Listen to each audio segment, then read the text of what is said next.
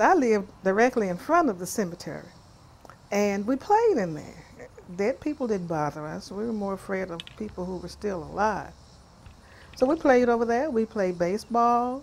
We knew the grave diggers. Sometimes they would send us back home to get some ice water or something for them. So that was a favorite place of ours to play. One Halloween, we crouched down behind the wall and we jumped out at people as they passed until my father came over and told us that was very dangerous because we might frighten somebody and they would hurt us.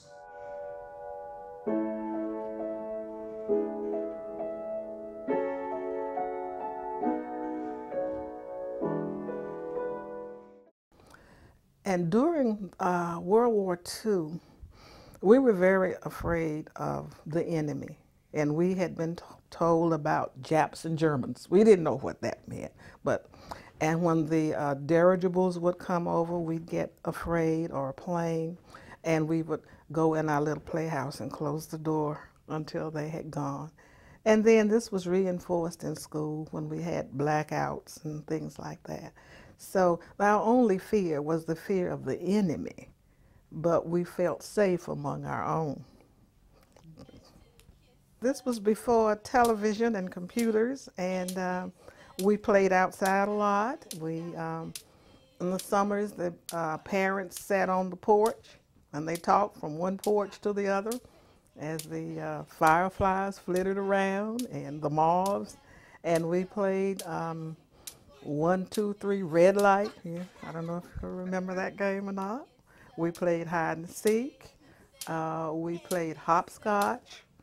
We played all kinds of games. Doodle bugs were little brown bugs, and they lived in the ground. They had little holes in the ground, and we would take a broom straw, put it down in the hole, doodle bug, your house is on fire, and so forth, and try to get the doodle bug. Just all kinds of things. When the Iceman came, he would give us pieces of straw or rope that he tied the ice with, and we would put it in a Coca-Cola bottle and make us a doll. The straw was the hair, and that's the way we learned to braid hair. So there was always something to do, so much to do. So when I hear kids today say they're bored, I can't understand it. There's a big world out there and so much to do in it. We were never bored. My heroines and heroes were family and neighbors. Today, kids look for movie stars or performers or whatever, but we found our heroes and heroines right in the neighborhood. I wanted to be like my mother. In fact, I drink black coffee today because Mama drank black coffee. I eat the piece of chicken that Mama liked and whatever. And sometimes I look at myself in the mirror and I say, I've become Mama, you know. And there were lots of people in the church and community who were always there for us. Daddy would give my brother and me a quarter every morning, and we would divide it up. One day he'd get 12 cents and I'd get 13, and the next day I'd get 12 and he'd get 13. And we'd go down to the store and we would buy cookies, and then we would come back home and we would exchange and eat them. We looked forward to that quarter. That was a lot of money. And every Saturday, when Mom worked, she would give me money to pay the rent, to pay the insurance, or whatever. And whatever was left, I could keep. And then I'd go up to Grace's 5 and dime and, paper dolls and pair of socks, ribbon for my hair, something like that. Every Sunday after church, my father would take us to Davis Bakery, and he'd always buy a coconut cake, a half-gallon of ice cream, and a soda. And they would save 2 dozens of butter rolls for him. They'd already be waiting for him.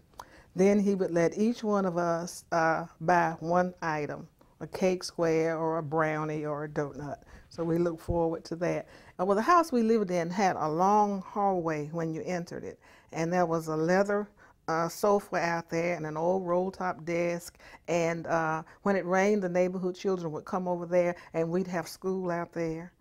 it's the only thing I've ever wanted to be. My grandfather wanted me to be a nurse, and somebody else wanted me to be a lawyer, but all I ever wanted to be was a teacher. It was the neighborhood school, you know, before busing and all of that.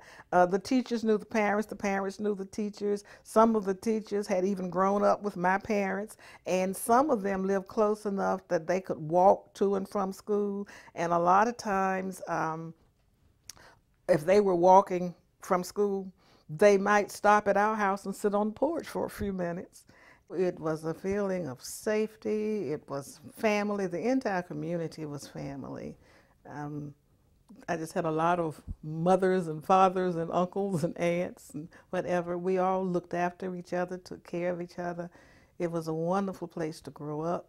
Just you felt safe and free and happy. And we may have been poor, they tell me, but I don't know because we were so fulfilled. It's a wonderful place.